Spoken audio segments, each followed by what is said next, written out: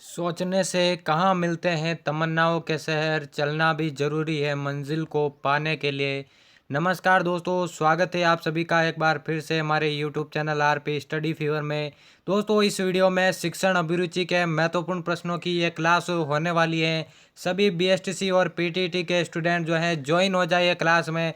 30 महत्वपूर्ण प्रश्न जो हैं इस वीडियो में इस क्लास में क्लियर होने वाले हैं, जिसमें आपको विश्लेषण के आधार पर समझाया जाएगा शिक्षण अभिरुचि के प्रश्नों को कैसे सॉल्व किया जाता है। दोस्तों, एक एक प्रश्न परीक्षा में आने लायक है और सभी मॉडल पेपर परीक्षा से पहले सभी मॉडल पेपर आपके क्लियर करवाए जाएंगे। पहला मॉडल पेपर हमने क्लियर करवा दिया। उस मॉडल पेपर को आपने नहीं देखा तो कमेंट में मैं उसकी लिंक डाल दूंगा, वहां पे जाके उस पहले मॉडल पेपर को आप देख सकते हैं। यह जो है शिक्षण अभिरुचि का दूसरा मॉडल पेपर है। पूरे के पूरे 30 प्रश्न इसमें होने वाले हैं। तो आप कमेंट में और लाइव क्लास में आंसर देते जाएंगे। अगर आपको मालूम है और नहीं मालूम है तो मैं आंसर बता दूंगा आपके। तो दोस्तों, बिना देर के हम इस क्लास को शुरू करते हैं। सभी विद्यार्थी ज्वाइन हो जाए।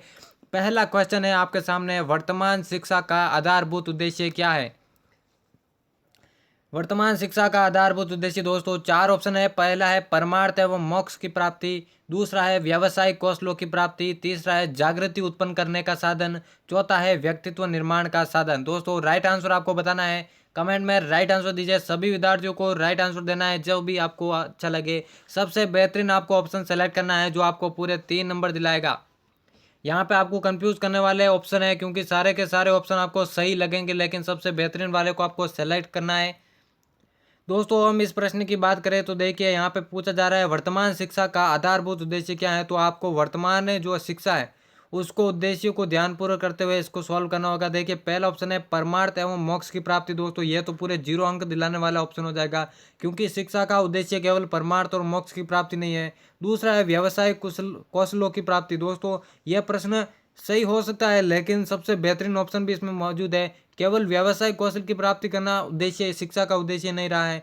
तीसरा है जागृति उत्पन्न करने का साधन। ये सही हो सकता है, लेकिन इससे भी बेहतरीन ऑप्शन होगा आपका ऑप्शन डी, व्यक्तित्व निर्माण का साधन। दोस्तों, जब आपका व्यक्तित्व निर्माण हो जाएगा तो आप व्यवसायिक में कुशलता प्राप्त कर लेंगे, जागृति भी उत्पन्न हो जाएगा। इसलिए सबसे बेहतरीन आपका ऑप्शन हो जाएगा व्यक्तित्व का निर्माण का साधन। वर्तमान शिक्षा का जो आधारभूत उद्देश्य है वो हो जाएगा व्यक्तित्व निर्माण का साधन। इसलिए डी ऑप्शन एकदम राइट ऑप्शन हो जाएगा।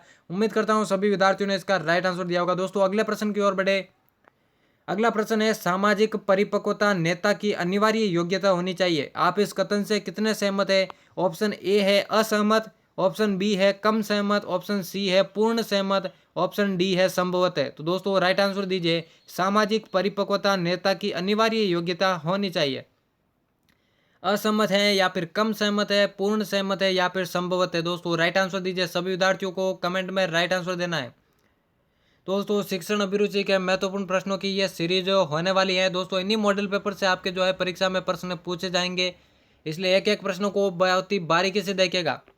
दोस्तों, इस प्रश्न की बात करें, देखिए सामाजिक परिपक्वता नेता की अनिवार्य योग्यता होनी चाहिए। दोस्तों, देखिए एक नेता का कर्तव्य क्या होता है? सभी व्यक्तियों को साथ लेकर चलना यानी कि एक समाज के रूप में कार्य करना। तो दोस्तों, ये नेता की अनिवार्य योग्यता है। तो इस कथन से देखिए दोस्तों, हम पूरी तरह से सहमत है। असहमत ये तो गलत हो जाएगा। क्यों सहमत नहीं है? सामाजिक परिपक्वता नेता की जो है अनिवार्य योग्यता होनी चाहिए, और कम तो सहमत हो भी नहीं सकते। अब आप इससे पूर्ण सहमत होंगे, और संभवतः इसका गलत आंसर हो जाएगा। इसलिए आपका सी ऑप्शन एकदम राइट ऑप्शन हो जाएगा। सामाजिक परिपक्वता नेता की जो है अनिवार्य योग्यता होनी चाहिए। काफी सारे स्टूडेंट ने राइट आंसर दिया है। तो चलिए दोस्तों, अगले प्रश्न की ओर बढ़े।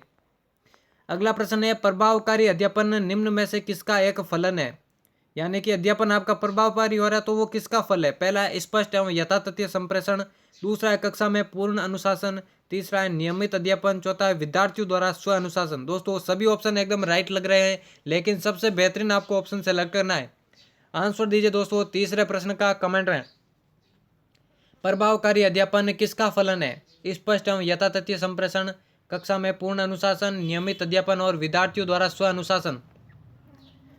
दोस्तों, इस प्रश्न की राइट आंसर की बात करें, देखिए विद्यार्थियों द्वारा स्व अनुशासन जो डी ऑप्शन है दोस्तों, ये तो गलत हो जाएगा क्योंकि केवल अनुशासन रखते रहे आप जो है प्रभावकारी अध्यापन नहीं हो सकते। तो दोस्तों, डी आपका गलत हो जाएगा, और जब डी होगा अनुशासन से रिलेटेड तो बी वाला ऑप्शन भी आपका ऑटोमेटिक गलत हो जाएगा क्योंकि ये भी अनुशासन से रिलेटेड है। हालांकि अनुशासन से जो है कक्षा में वातावरण सही रहता है, लेकिन प्रभावकारी अध्यापन के लिए जरूरी नहीं है कि अनुशासन से ही जो है प्रभावकारी अध्यापन होता है। तीसरा ऑप्शन है नियमित अध्यापन। दोस्तों नियमित अध्यापन तो देखिए आप कहीं से भी कर सकते हैं, लेकिन जब तक आपका स्पष्ट एवं यथातथीय संप्रेषण यानी कि अपने विचारों को किस प्रकार से बच्चों तक पहुंचाना है वो कला आप में विकसित नहीं होगी, तब तक आप प्रभावकारी अध्यापन जो है नहीं कर सकते हैं। ऐसा अध्यापन जो कि प्रभावी होता है बच्चों पे उसका जो है इंप्रेशन पड़ता है। तो दोस्तों ए ऑप्शन एकदम राइट ऑप्शन हो जाएगा, जो कि पूरे 3 नंबर दिलाएगा आपको। अगले प्रश्न की ओर बढ़े। अगला प्रश्न है किसी अध्यापक में निम्न में से सबसे अधिक वांछनीय क्या है। पहला ऑप्शन है कक्षा में ठीक समय पर आना। दूसरा है अपनी विषय सामग्री को स्पष्ट, सही और सुव्यवस्थित रूप में प्रस्तुत करना। तीसरा है कड़ाई से अनुशासन लागू करना। चौथा है कक्षा में उन्मुक्त होना। राइट आंसर दीजिए दोस्तों। राइट आंसर दीजिए दोस्तों, सभी विद्यार्थियों को राइट आंसर देना है। किसी अध्यापक में सबसे अधिक वांछनीय क्या है, 4 ऑप्शन में से सबसे बेहतरीन ऑप्शन को आपको सेलेक्ट करना है।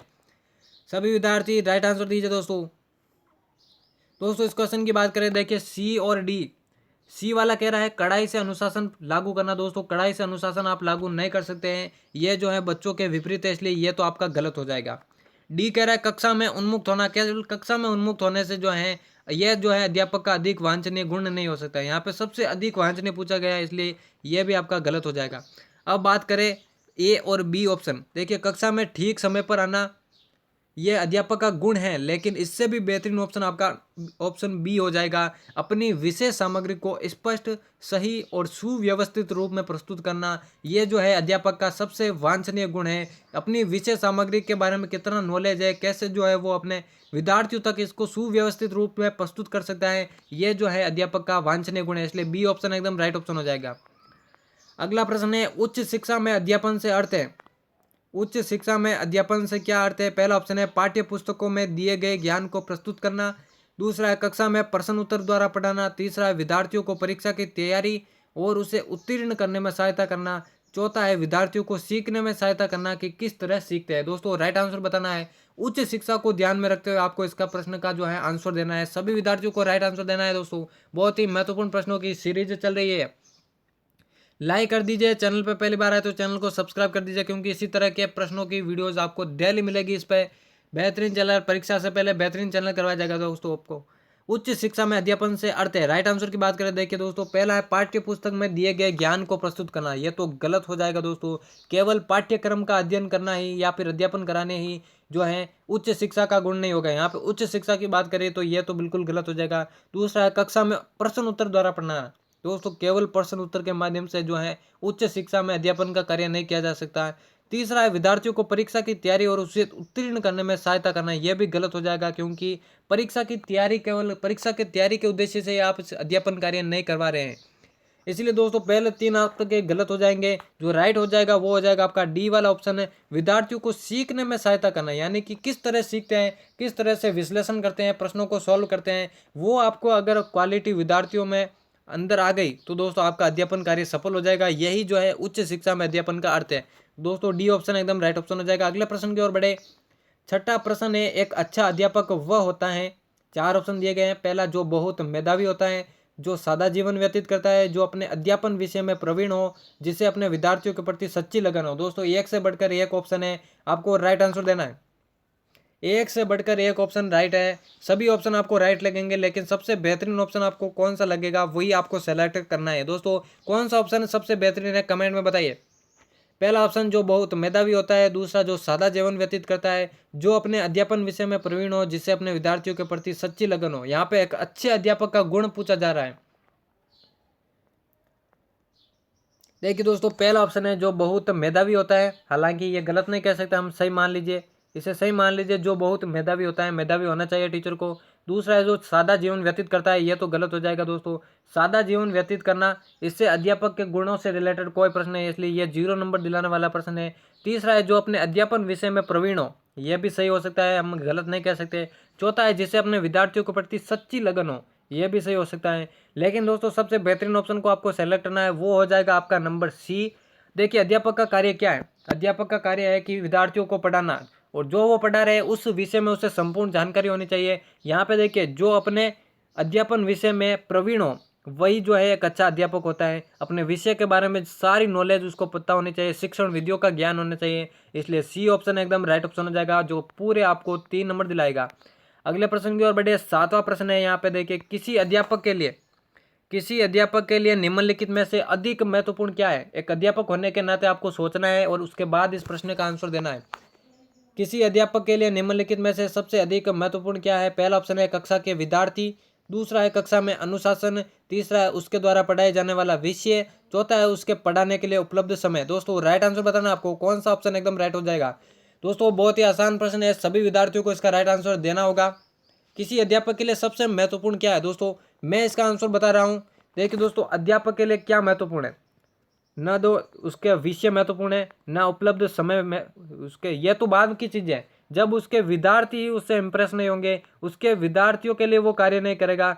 अध्यापक को अध्यापक बनाता कौन है, विद्यार्थी बनाता है। तो अनुशासन, समय और यहाँ पे देखिए क्या है, विषय। जी हाँ, ये तो बाद की चीज़ हो जाएगी, इसलिए ये तीनों प्रश्न आपके गलत हो जाएंगे। और चौथा जो ये ए वाला ऑप्शन है, कक्षा के विद्यार्थी, बिल्कुल सरल प्रश्न था, इसलिए मैंने झट से बता दिया। इसे अध्यापक के लिए सबसे महत्वपूर्ण कक्षा के विद्यार्थी ही होंगे, इसलिए आपका ए ऑप्शन एकदम राइट ऑप्शन हो जाएगा।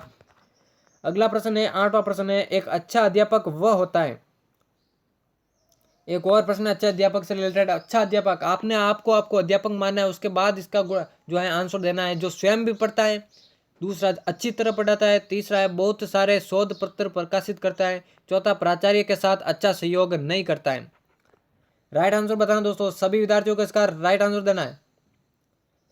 शेयर कर दीजिए दोस्तों क्लास को, जिससे सभी स्टूडेंट जो है इस क्लास तक पहुंच सके और अपना फायदा उठा सके। दोस्तों अच्छा अध्यापक वो होता है, राइट आंसर की बात करें, देखिए दोस्तों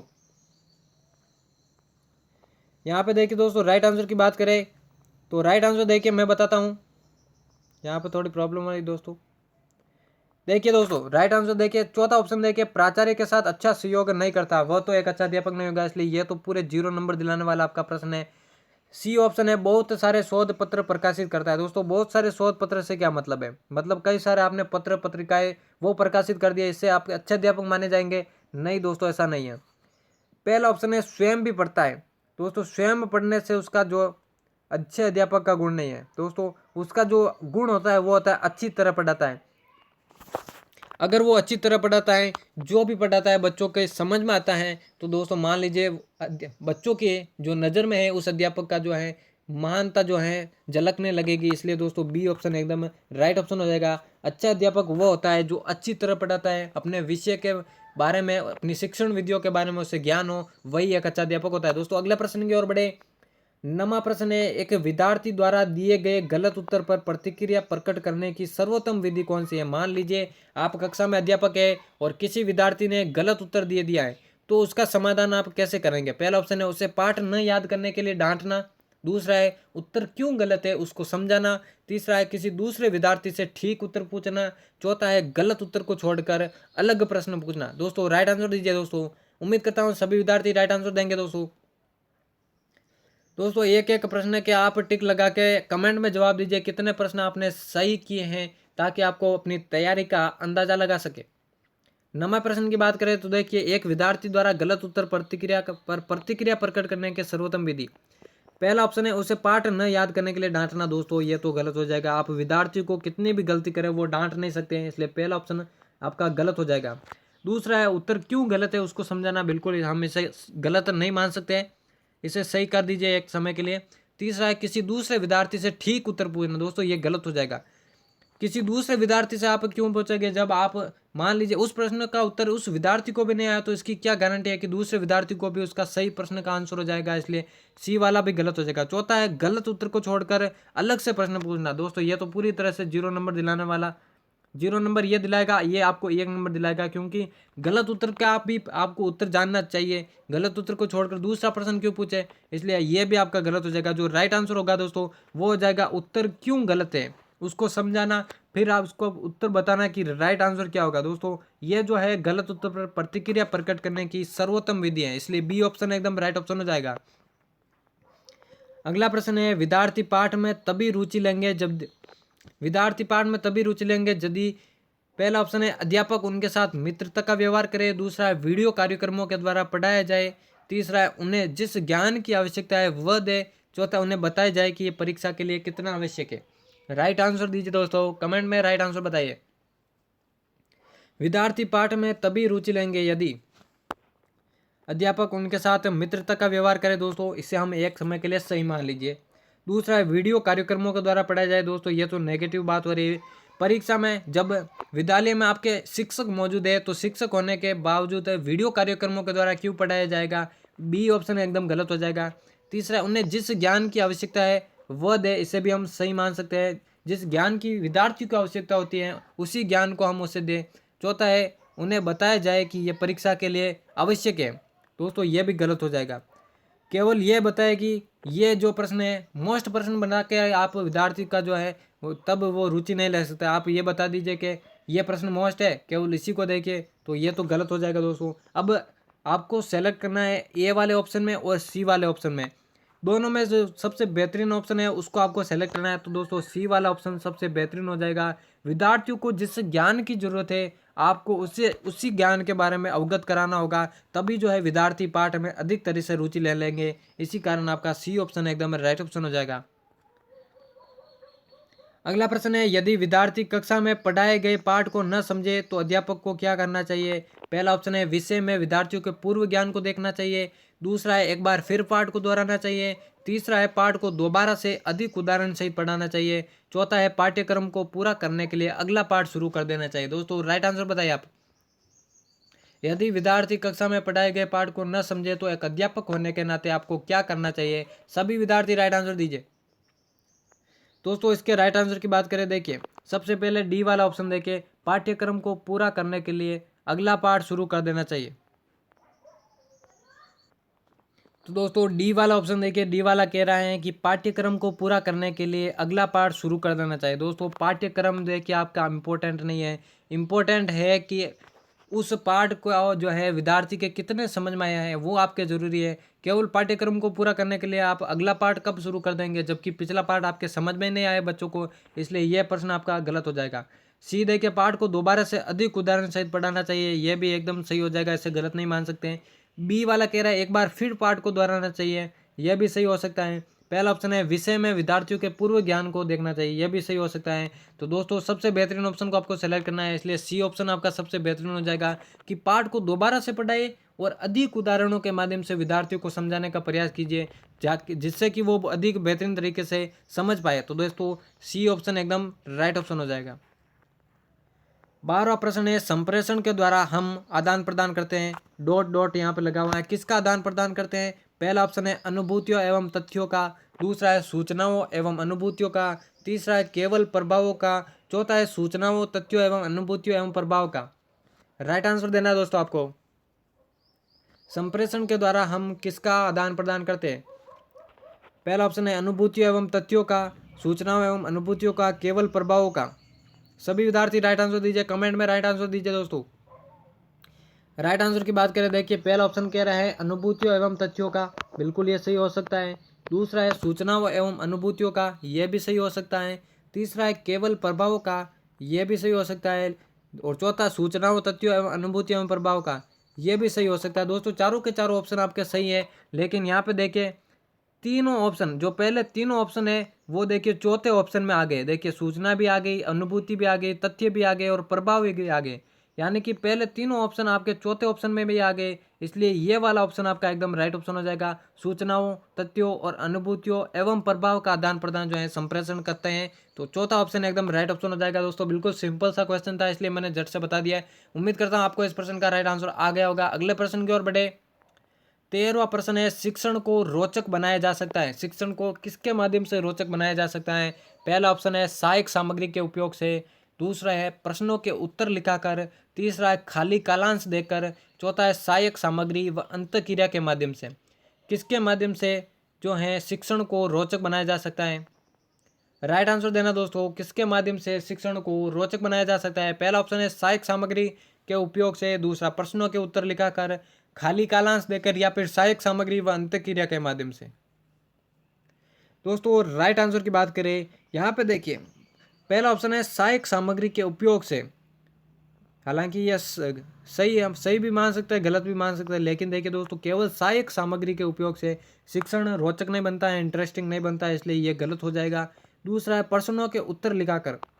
दोस्तों, केवल प्रश्नों के उत्तर लिखाकर आप शिक्षण को रोचक कैसे बना सकते हैं, जबकि उस प्रश्न का उत्तर विद्यार्थी के समझ में ही नहीं आया है। जब समझ में आया तो वो सेल्फ खुद से भी प्रश्नों के उत्तर लिख सकता है, इसलिए यह भी आपका गलत हो जाएगा। तीसरा है खाली कालांश देकर। दोस्तों, खाली कालांश यानी पीरियड जो है वो खाली दे दीजिए, विद्यार्थियों को अपनी मनमानी करने दीजिए और विद्यार्थी जो चाहे वो करने दीजिए। तो दोस्तों, ऐसे तो शिक्षण जो है रोचक बनेगा नहीं, इसलिए आपका डी ऑप्शन एकदम राइट हो जाएगा, जिसमें बताया गया है सहायक सामग्री व अंतःक्रिया के माध्यम से जो है शिक्षण को रोचक बनाया जा सकता है। दोस्तों, सभी विद्यार्थियों ने राइट आंसर दिया होगा। अगले प्रश्न की ओर बढ़े। 14वां प्रश्न है, आजकल छात्र पढ़ने से जी चुराते हैं, इसका निम्न में से कौन सा कारण हो सकता है। वर्तमान शिक्षा में जो है विद्यार्थी जो है पढ़ने से जी चुराते हैं, कौन सा कारण हो सकता है इसका। पहला है, मैं पढ़ने के महत्व को नहीं समझते हैं। मैं नहीं दोस्तों, यहाँ पे हो जाएगा वे पढ़ने के महत्व को नहीं समझते हैं। दूसरा है, उनके शिक्षक स्वयं नहीं पढ़ाते हैं। तीसरा है, घर पर कोई नहीं पढ़ता। चौथा है, वे जानते हैं कि वर्तमान वातावरण में पढ़ने से कोई लाभ नहीं है। दोस्तों, राइट आंसर देना। दोस्तों, सभी ऑप्शनों को एक बार बेहतरीन तरीके से देखने के बाद ही आप इसका आंसर दीजिए। और दोस्तों, इसका स्क्रीनशॉट लेते जाइए। अगर आपने देखिए बेहतरीन तैयारी करना चाहते हैं, आप इनका स्क्रीनशॉट लेते जाइए, ताकि परीक्षा से पहले आप इनको बेहतरीन तरीके से देख पाए। दोस्तों, इस क्वेश्चन के राइट आंसर की बात करें, छात्र आजकल जो है पढ़ने से जी चुराते हैं, कौन सा कारण हो सकता है। देखिए, डी वाला आप ऑप्शन देके, वे जानते हैं कि वर्तमान वातावरण में पढ़ने से कोई लाभ नहीं है, तो गलत हो जाएगा। क्योंकि दोस्तों, पढ़ने से लाभ क्यों नहीं है, पढ़ने से तो बहुत लाभ होते हैं। आपको नौकरी मिलेगी, सम्मान मिलेगा, समाज में आपका वर्चस्व बढ़ेगा। तो वर्तमान वातावरण में पढ़ने से कोई लाभ नहीं है, यह तो गलत हो जाएगा। तीसरा है, घर पर कोई नहीं पढ़ता है, यह भी गलत हो जाएगा। क्योंकि दोस्तों, अगर पढ़ने का मन हो, जिज्ञासा हो, तो हर जगह पढ़ाई की जा सकती है, लेकिन घर पर कोई नहीं पढ़ता, ये ऑप्शन नेगेटिव है, इसलिए गलत हो जाएगा। ए वाला ऑप्शन देखिए, तो मैं पढ़ने के महत्व को, वे हो जाएगा, यहाँ पे वे होगा। वे जो है पढ़ने के महत्व को नहीं समझते हैं, दोस्तों ये सही कह सकते हैं हम।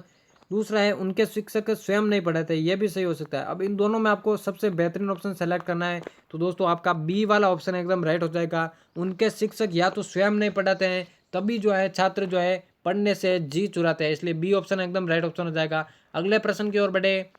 15वां प्रश्न है, बोर्ड परीक्षाओं में बैठने वाले छात्रों को आप किस प्रकार की सलाह देंगे। एक अध्यापक होने के नाते जो बोर्ड क्लास के स्टूडेंट है, उनको परीक्षा में बैठने के लिए किस प्रकार की आप वो सलाह देंगे। पहला ऑप्शन है, छात्रों को मुख्य प्रश्न बता देंगे कि भाई ये जो है मोस्ट क्वेश्चन है, इनको याद कर लीजिए, आप यही प्रश्न आएंगे। दूसरा है, सामान्य रूप से पढ़ने को कहेंगे। तीसरा, अच्छी तैयारी की प्रेरणा देंगे। चौथा, ट्यूशन करने की सलाह देंगे। बिल्कुल दोस्तों, बारीकी से आंसर दीजिएगा, बहुत ही बेहतरीन क्वेश्चन है ये।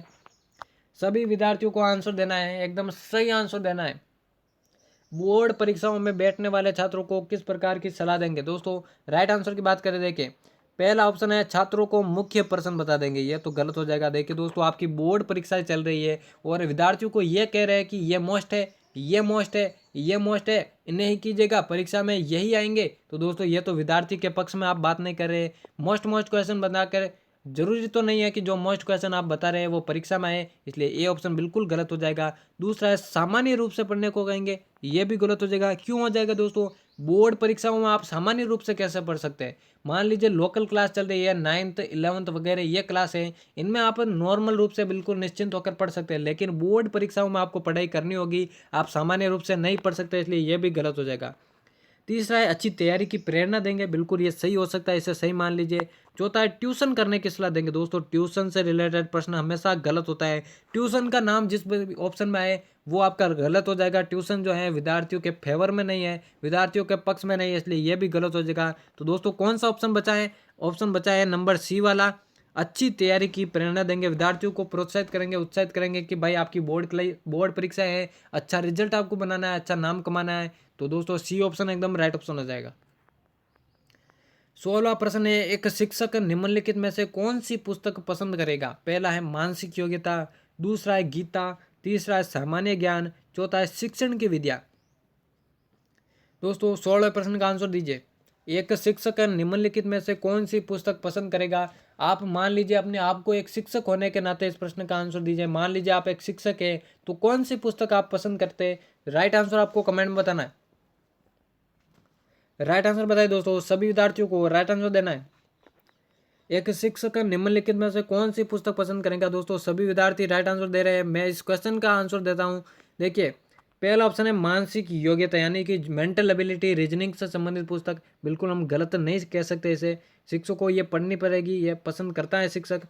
दूसरा है गीता, ये तो पूरी गलत हो जाएगा दोस्तों, 0 नंबर दिलाने वाला ये प्रश्न है। गीता जो है शिक्षक के लिए उपयोगी नहीं है। धार्मिक हालांकि पढ़ना चाहिए, लेकिन शिक्षक होने के नाते वो गलत हो जाएगी। तीसरा है सामान्य ज्ञान, बिल्कुल दोस्तों सामान्य ज्ञान आपको पढ़ना पड़ेगा, जो जनरल नॉलेज है वो भी पढ़ना पड़ेगा, इसे हम गलत नहीं मान सकते। चौथा ऑप्शन है शिक्षण की विद्या। दोस्तों आपके पास 3 ऑप्शन है, पहला ऑप्शन है सी है और डी है, लेकिन दोस्तों शिक्षण विद्या जब तक नहीं होगी ना, तब तक एक शिक्षक भले ही मानसिक योग्यता सीख ले, सामान्य ज्ञान सीख ले, तब तक वो जो है अच्छा शिक्षक नहीं बन सकता है, क्योंकि शिक्षण विधियों के माध्यम से ही विद्यार्थी को वो पढ़ाता है। तो दोस्तों शिक्षण विद्या जब तक वो नहीं सीखेगा, तो तब तक वो एक अच्छा शिक्षक नहीं बन सकता है। इसलिए दोस्तों एक शिक्षक होने के नाते सर्वाधिक जो है शिक्षण विद्या उसके लिए महत्वपूर्ण है, वह वही पुस्तक पढ़ना पसंद करता है। इसलिए डी ऑप्शन एकदम राइट ऑप्शन हो जाएगा। 17वां प्रश्न है शिक्षकों का मूल्यांकन किसके द्वारा होना चाहिए? स्टार लगा लीजिए प्रश्न को, बहुत ही महत्वपूर्ण प्रश्न है। शिक्षकों का मूल्यांकन किसके माध्यम से होना चाहिए? पहला ऑप्शन है निरीक्षण अधिकारियों द्वारा, दूसरा है उनके समवर्ती और उच्च अधिकारियों द्वारा, तीसरा है समाज द्वारा, चौथा है उनके शिक्षार्थियों द्वारा। बिल्कुल सिंपल क्वेश्चन है दोस्तों, उम्मीद करता हूँ सभी विद्यार्थी राइट आंसर देंगे, कोई भी गलत नहीं होना चाहिए इस प्रश्न का आंसर।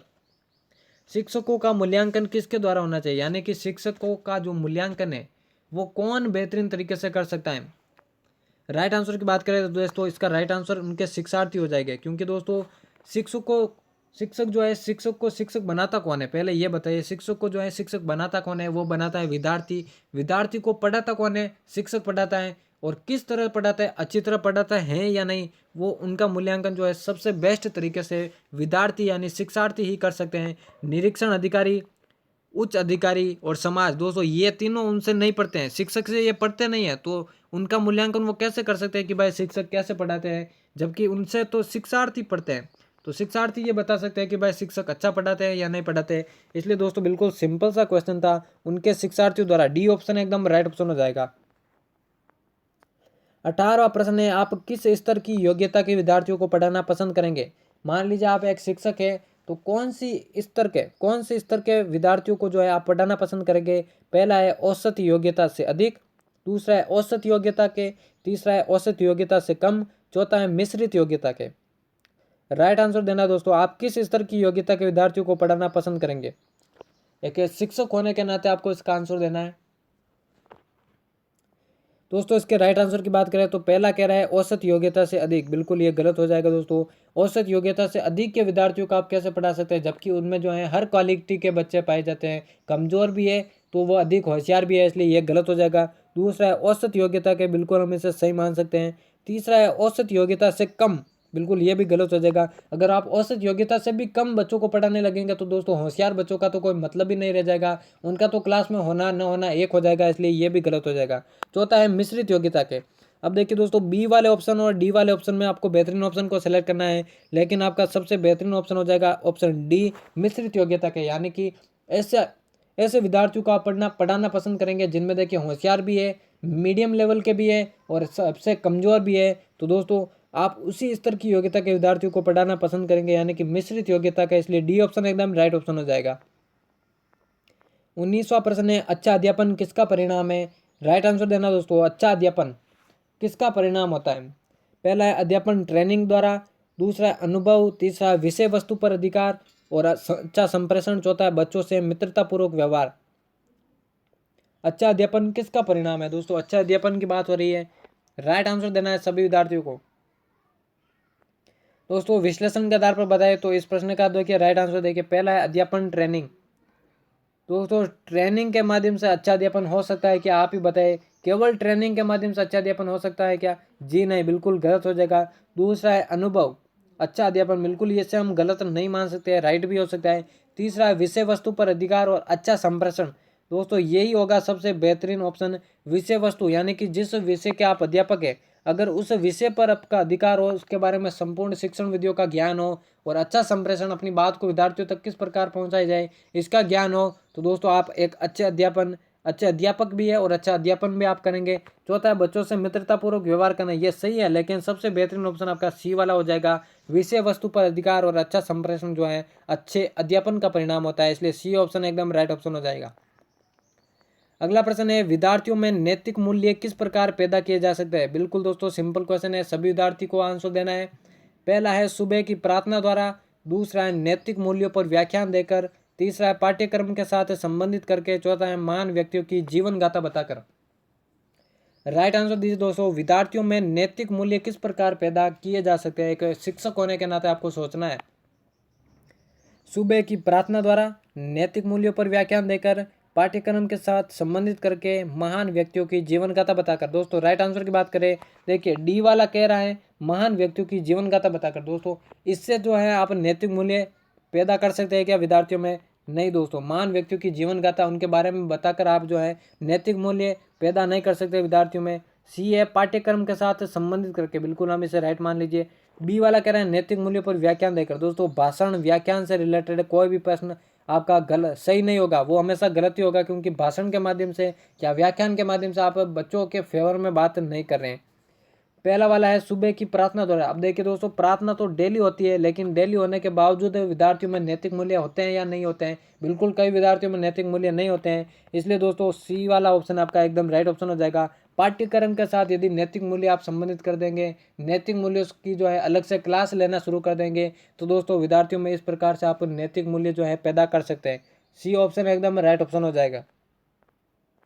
तो दोस्तों क्लास ज़्यादा लंबी नहीं हो, इसलिए मैं अब जो है जल्दी से आंसर देने का प्रयास करूंगा। आपको केवल आंसर जो है देखना है कौन सा प्रश्न राइट होता है, क्योंकि लंबी हो जाएगी क्लास फिर।